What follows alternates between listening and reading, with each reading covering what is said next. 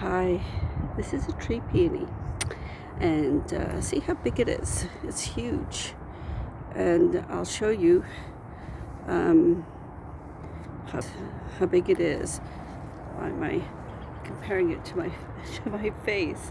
Yes, it is absolutely huge, and I'll turn around. So, and here is the botanical name. I thought I would put that in just so people know. So this is relative to the regular peony that we have, and it is it's May, and we're in North Delta, and here we are in my garden. My name's Amanda Jarrett, and I just thought it would be nice to show you the highlights of the garden this May. So this is a tree peony, and as I said, it's kind of a shrub. It's not a perennial, herbaceous perennial like regular peonies. It's a little tender, but it likes sun to partial shade, and as you can see, it's just lovely. All right, as we continue on, there's another tree peony here called Kinaku. It's just about to flower. It may be a little bit later. If you can see the flowers there, it's a yellow one. Flower's not so big, and it's underneath this red spider Japanese maple, which is lovely, which has grown quite a bit since I bought it. And then underneath here is Sophie. Oh, she has a little thing in her fur by her ear. How cute! And so anyway, Sophie is kind of the center part of this garden, and I like to frame her with flowers. And here is another one, and here I put a sign here for this. This is an Elsie Japanese Agalia, and as you can see, it's got lovely kind of mauvey. It looks pink on the screen here, but hopefully it comes out mauvey, a light nice mauve. And let's see, what else have we got here? I got a camellia, nice big camellia that used to be really small and not doing well, and then I gave it compost and it just perked right up. And then here's another one of those pink peonies, tree peonies. This one gets a little bit more shade, so it's a little bit further behind. As you can see, it's also reaching, like this one here is reaching, all reaching for the light. We've got this hedge, and then we've got this big Japanese flowering cherry here. Another thing that's really nice underneath the shade, I like shade. There's lots of plants that do well in shade. People complain about shade, but really there's lots of nice things, like this bleeding heart. So a bleeding heart, and here I'll just show you if I can get in without killing myself. It's got these sweet little there we go, sweet little hearts, and they're quite lovely. I think it's out of focus because of my hand, but anyway, there you go. So and it's got this nice foliage, like fern-like foliage, very delicate. It's a very graceful, delicate plant. And if you don't water it in the summer, and if it gets really hot, it will die down, and that's perfectly normal, and then it will just grow back up. And here is a weeping Japanese maple, Acer palmatum dissectum purpurea, to be precise. And then we've got some coral bells, and I have bluebells everywhere, and you know what, I don't really mind them. I make floral arrangements out of them and give them to people, and they love them, honest. And then also it just adds color, and I love to have the color in the garden. Any kind of color will be nice, you know, and like pink and blue and white, it's nice. So here's the rest, and here we are turning around the corner. This is the boulevard side. This is what the people walking their doggies see, and this is a Columbine. So here again, I've got the name for you so you can see what it is. And so these are kind of like weeds all over my garden now, and if you can see that lovely flower. It's a lovely flower. They're so funky. Look at that, Isn't that lovely? And they come in all different shades and colors, and You know, they're just absolutely lovely. And they like it shady. They're another shade. And look at how lovely their foliage is. Very, very delicate. It's a delicate upright plant. And here's another one here that's quite bold. And they come in, some are double flowers with lots of things going on in the middle, little petals. So it's quite lovely. And then here, I thought I'd accent this perennial candida. Now this one actually doesn't like too much shade, but it seems to be doing all right. So perennial candida, Iberis sempervirens, and it's these white flowers that last quite a long time in the spring. This has been flowering for about a month now, if not longer. All right, so let's see what else we've got here. Another thing that I thought that I would show you today is, for one thing, I should show you this from here. As you can see, it's underneath these fall cypress trees, this area. The grass wasn't growing at all. So what I did is I did the sheet mulching underneath here, which means putting down newspapers and cardboard, and then putting down to kill the grass, and then we put down some soil over top of that, about 6 inches of soil, and then 3 inches of mulch. And so this is a nice shady, moist area. Even though we've got the trees, because of all the mulch and the organic material, it's actually quite moist in there. Yes, I do have to water in the summer, but we do have to water here in British Columbia because we have dry summers for the most part, not all the time. So here is the Solomon seal, Polygonatum odoratum.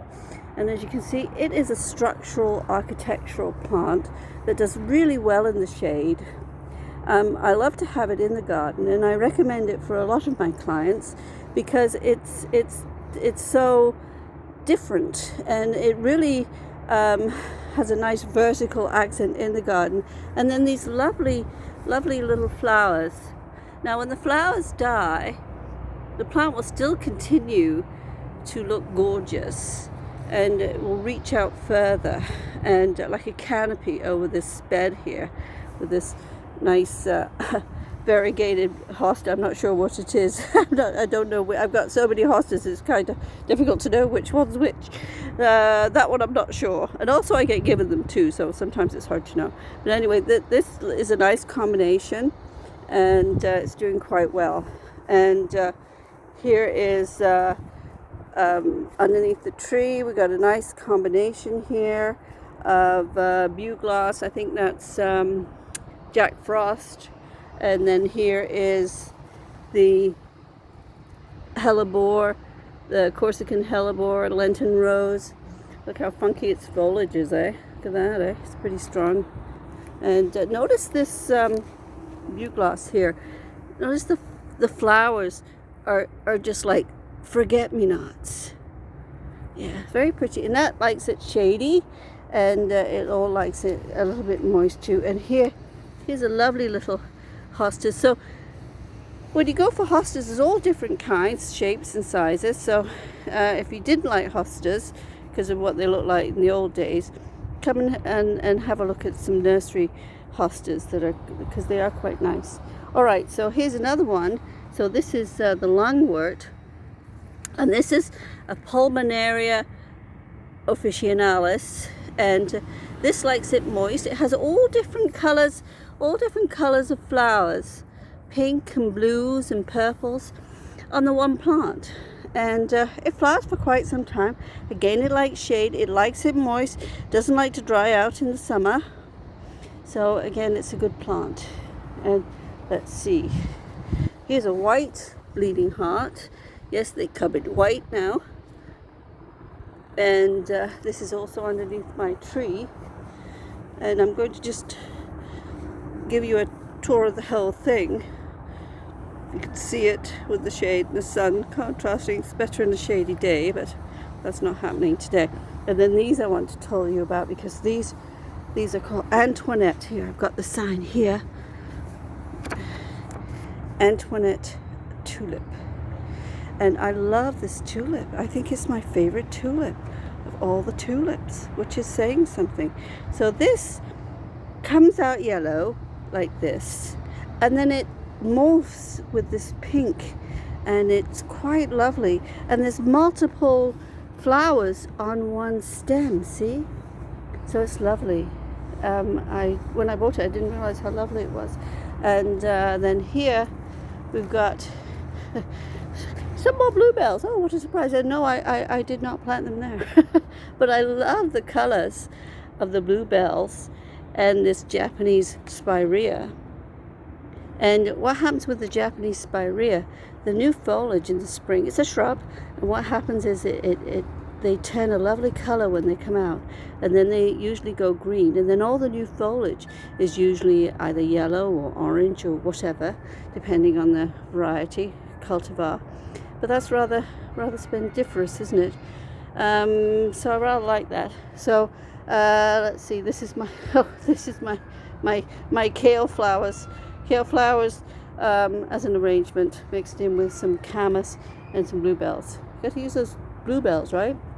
So anyway, this is the front garden, and let's see, what else do we have to show you? And this is also underneath one of our big trees, and more of the Pulmonaria here, nice and shady. We've got some shooting star, one of our natives. Shooting star, and then also this is trillium. So anyway, we'll go back and look at all this bluebells. So if we didn't have the bluebells, it'd be kind of boring here. You know, we got all these blue, and everybody curses the bluebells, but I don't know, I rather like them. And here is one of our ginkgo bilobas. It was given to me as a baby, and it's getting to be quite large. So anyway, that's the front garden. We'll go to the back because I really want to show you this vine, which is ever so lovely. Oh yes, I've got this, oh I forgot the Peter bearing rhododendron. Look at that, eh? That's quite magnificent, right next to this weeping Japanese maple. Yeah. Oh, and then also here, one of our native ground covers, our native plants here, that likes it moist and shady, is one of our native bleeding hearts. And look at that foliage, isn't that lovely? Okay, it's getting out of hand, but you know, I think if it takes over the whole bed, you know, I don't really mind. I think I'll mind if it goes into the garden though, into the lawn. I don't want it in the lawn. But then again, we'll just mow it. And then here's another one, is Graf Zeppelin rhododendron. And one thing about this rhododendron is that all its new foliage is an orangey rusty color. Isn't that nice? Yes. And so here, as we continue on, I've got this vine that's creeping all along this fence, this railing, and it is a Clematis montana. So, and this is the Reuben, so this is the one with the pink flowers, and I know it's rather sunny and it's hard to see. If we go up here, we should be able to see it a little better. There we go. And there's my cat. I think that's Chloe. She's the black one. So see how lovely that is. It's just these Clematis, the Montanas, are just always full of flowers. Absolutely full. Absolutely stunning. Totally in love with this plant. People ask me which is my favorite plant. Oh, that's hard. You know, that's really difficult. Because it's just so lovely to see. All right, moving on into the backyard. Okay, so this is work in progress. I haven't finished my planting yet. So this is a double flowering lilac. I don't know what variety it is. I got it. It was only like a few inches tall when I bought it. A little cutting from somewhere, so I don't know what it is. Oh, and this is Harry. My mum and I called him Harry. My mum thought it was a good name for him. And so here's the rest of the garden. Now here is something that people often comment about, and this is snow in summer. I've written the name down so you know if you want it, you can look for it. So here it is, these lovely, lovely flowers. It is an evergreen. It has these soft foliage, so it's nice for children. It's a little bit invasive. The seeds go everywhere, so we'll cut it back after the flowers fade. Make sure you deadhead this one so you don't get it everywhere. And then also what happens is that it does send out little runners, so it can be a little aggressive, but I've had this for many years on this wall to soften the wall, and I do rather like it. Here's another Japanese spirea. Oh, I think I've got that. And then also behind us, we picked this up in Impal River.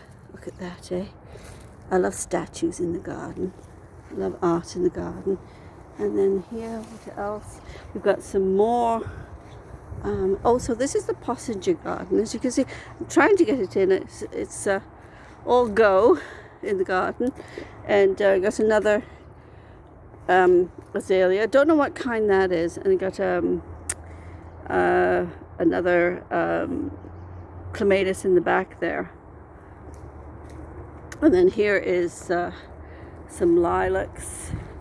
This one is a double lilac. I'm going to have to cut this back after it finishes flowering, because it is actually shading my veggie garden. You know, it's hard to find a good space for a veggie garden because you need sun. So anyway, there you can see that better. That's one thing about this being too sunny, it's hard to see anything.